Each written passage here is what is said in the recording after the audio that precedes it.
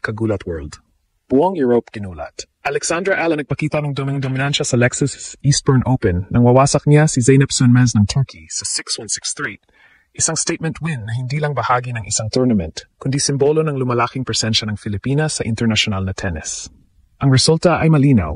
Hindi na siya basta racing star, kundi contender na may kakayahang sirain ang ritmo ng kahit sinong kalaban sa grass swing. Sa court, kitang-kita ang kahusayan ni Alex sa placement at teaming. Hindi lamang siya umaasa sa power. Ginagamit niya ang kanyang lefty forehand para mag-generate ng anggulo, habang ang kanyang serve strategy ay smart at varied, naglulunsad ng pressure sa bawat return. Ang pagkuha niya ng unang set ng dominante ay nagbigay sa kanya ng momentum na ginagamit niya para itulak palayo si Sönmez. At sa second set, hindi nag-relent. Nakapitalize niya ang mga short balls, sinadya ang drop shot sa tamang oras, at minantina ng maayos ang long rallies upang mas panatilihing nakaano ang kalaban.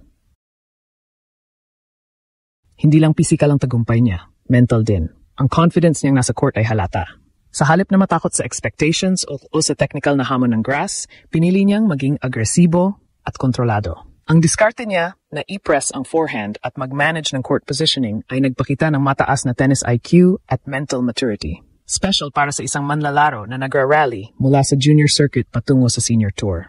Teaming-wise, perpekto ang panalo para sa lead-up ni Alex papuntang Wimbledon.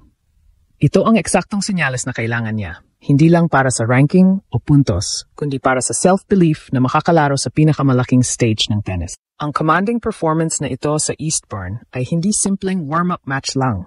Strategic return ito sa grass season at tanda ng ambisyon na lumampas sa simpleng pagdalo sa Grand Slam. Sa pangkalahatan, ang panalo ni Alexandra Ala laban kay Sönmez ay hindi lang thrilling moment para sa Pilipinas. Ito ay global announcement. Europe ngayon ay nakakaramdam. May bagong Filipina contender sa grass swing na hindi matakot magpakitang gilas at sirain ang momentum ng sinumang kalaban. Ang tagumpay ni Alexandra Ala laban kay Zeynep Sönmez sa unang round ng Eastbourne Open qualifiers ay hindi lamang route. Ito, hayagang patunay ng pag-angat niya bilang isang matatag at maalam na manlalaro lalo na sa grass court. Sa bilang ng unang set, dominado niya ang laro. Ang service niya ay nag-deliver ng maasahan, 65% first serve. At nagawa niyang manalo ng 70% ng puntos mula sa unang service, habang sa return, nakuha niya ang 55% ng puntos laban sa service ni Sönmez. Ipinapakita rito na hindi lang siya basta naglalaro.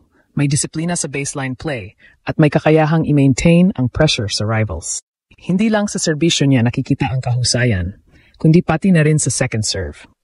Kahit sa mga pagkakataong nasa second serve, nanalo siya ng 75% ng puntos sa second serve niya. Samantalang si Sönmez ay halos kalahati lang ng puntos ang naibabalik mula sa second serve niya. Ang disparity na ito ay malinaw na indikasyon na mas handa si Ala sa mahihirap na sitwasyon ng return game at hindi takot sumugal kapag may pagkataon siyang lumaglag ng break. Pagdating sa breakpoint opportunities, si Ala ay mayroong 5 breakpoints na siyang na-convert mula sa 12 na pagkakataon. Samantalang si Sönmez ay mayroon namang 2 breakpoint chances pero nakakuha lamang ng isa. Ang ganitong efficiencies sa crucial moments ay karaniwang nagmumula sa pinag-aralang match strategy at mental composure. Espesyal sa grass na madalas mabilis ang rally at maluwag ang margin para sa air. Ang kabuuang puntos na napanalunan ni Ala sa buong laban ay 67 out of 108 o humigit kumulang 62% ng total. Isang commanding presence sa court at malinaw na siya ang nagpapaangat ng ritmo mula umpisa hanggang dulo.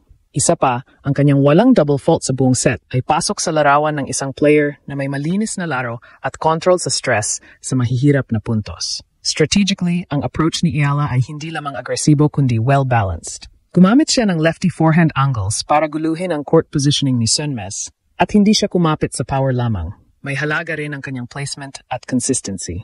Bukod dito, ang bilis ng laro niya sa grass ay nagpapakita na sanay siyang pumasok sa early ball contact, isang critical na katangian para magtagumpay sa mabilis na surface. Ang tagal ng match, mga 72 minuto lang, ay indikasyon na napanatili niya ang pressure nang hindi bumaba ang tempo o nawala ng focus. Kahit nung nasurpresa siya ng mga deuce games sa unang set, nagawa niyang sagutin ang tempo at manatiling dominant sa crucial stretches. Sa konteksto ng kanyang grass season build-up, ang performance na ito laban kay Sönmez ay mahalaga hindi lang para sa qualifying puntos, kundi para sa kumpiyansa. Bago siya sumabak sa Wimbledon, Kailangan niyang ipakita na kaya niyang kontrolin ang mga unang rounds at hindi basta-bastang madalas matumba dahil sa transitional pressure. Ang resulta sa Eastbourne qualifiers ay nagsilbing checkpoint kung nasaan siya ngayon. Hindi na yon simpleng paglahok, kundi simula ng mas mataas na antas ng ambisyon. Sa mas malalim na pagtingin sa performance ni Alexandra Ella, kitang-kita na ang laban kontra Zeynep Sonmez ay hindi lamang tungkol sa pagkuha ng puntos. Ito ay tungkol sa pag-establish ng identity niya bilang isang seryosong threat sa European grass swing. Ang mga numero mula sa unang laban ay hindi isolated. Ito ay indikasyon ng inaabot niyang maturity, lalo na sa execution ng game plan. Ang efficiency sa unang serve, ang pagiging composed sa second serve, at ang kakayahang manalo ng mahahalagang rallies ay may direktang koneksyon sa kanyang pag-angat bilang all-surface competitor. Ang estilo niyang lefty, na may natural spin at unpredictable angles, ay sobrang bagay sa mabilis na surface, dahilan para mabasag niya agad ang rhythm ni Sonmez. Kung pagbabasehan ang kanyang tactical pattern, malaking parte ng success niya ay ang pagbabago ng pacing sa rallies.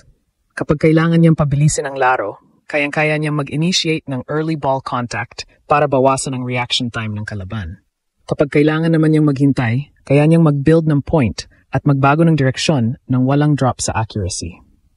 Ang ganitong versatility ay bihira sa mga young players, lalo na't ang grass ay surface na hindi nagpapatawad sa maling footwork, late timing o predictable patterns. Pero si Alex ay kontrolado at may tiwala sa bawat shot selection.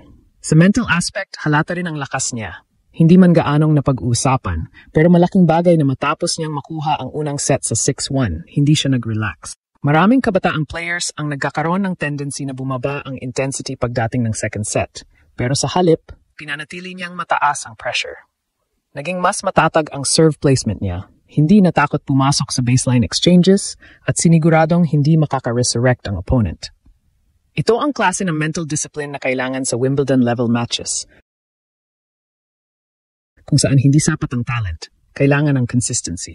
Kung isasama ang mas malaking larawan, ang panalo kay Sonmez ay nagbibigay ng indikasyon kung paano magkakaroon ng posisyon si Ella sa international narrative.